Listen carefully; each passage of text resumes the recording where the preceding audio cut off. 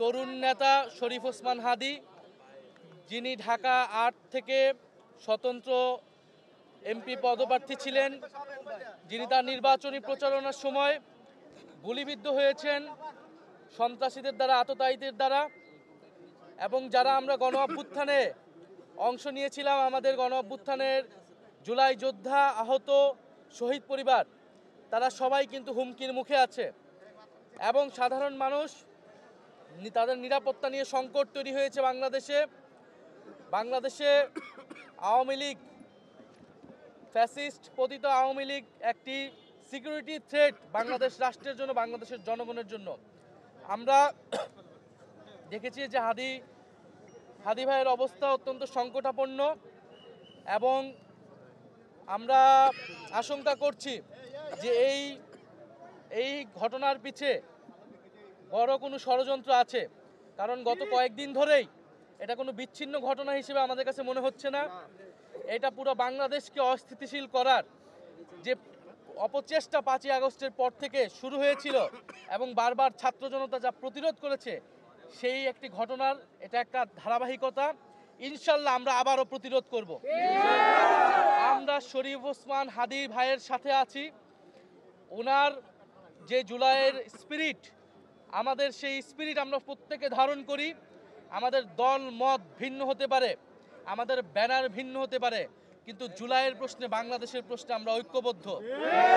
আমরা জুলাই বিপ্লবীদের প্রতি আহ্বান জানাই, আমরা ফ্যাসিবাদ বিরোধী সকল রাজনৈতিক পক্ষের প্রতি আহ্বান জানাই, ঐক্যবদ্ধ হন। আমরা ঐক্যের ডাক দিচ্ছি, আহ্বান জানাচ্ছি। এবং এই ষড়যন্ত্রের পিছে, এই হামলার পিছে, এই গুলির পিছে যারা দোষী, তাদেরকে অবশ্যই আগামী ২৪ ঘন্টার মধ্যে তাদেরকে গ্রেফতার করতে হবে। এই স্বরাষ্ট্র উপদেষ্টাকে গ্রেফতার করতে হবে, নির্বাচন কমিশনকে তার জবাব দিতে হবে। বাংলাদেশের প্রতিটি নাগরিকদের এবং জুলাই যোদ্ধাদের নিরাপত্তা নিশ্চিত করতে হবে। আমরা আজকে রাত থেকে মাঠে থাকব, এবং যেখানে আমরা ফ্যাসিবাদীদের ষড়যন্ত্র দেখব, আমরা সেটা প্রতিহত করব।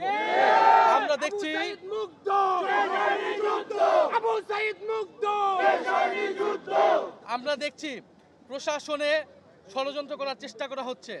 আমরা দেখছি কোর্টে জয় বাংলা স্লোগান দেওয়া হচ্ছে। আমরা দেখছি বিশ্ববিদ্যালয়গুলোতে আওয়ামী লীগের টিচাররা গোপনে ষড়যন্ত্র করার চেষ্টা করতেছে, মিটিং করতেছে। আমরা এখানে কোনো দল দেখবো না।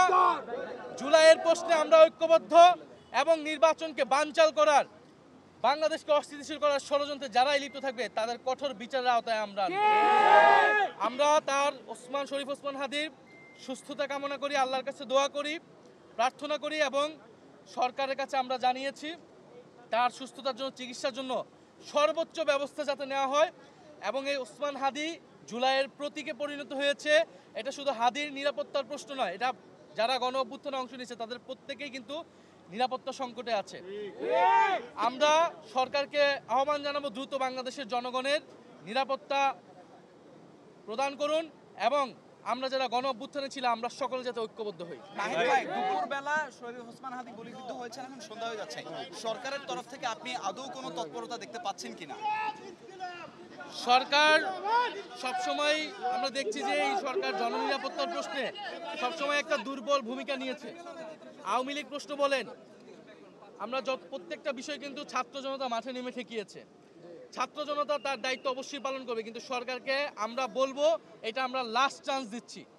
যদি এই সরকার, এই নির্বাচন কমিশন যদি নিরাপত্তা দিতে না পারে, যদি তারা এই দোষীদেরকে বিচারের আওতায় না মানতে পারে, যদি আওয়ামী লীগকে সম্পূর্ণভাবে নির্মূলের ব্যবস্থা করতে না পারে, ফলে এই সরকারের বিরুদ্ধে আমাদের একটা ব্যবস্থা নিতে হবে।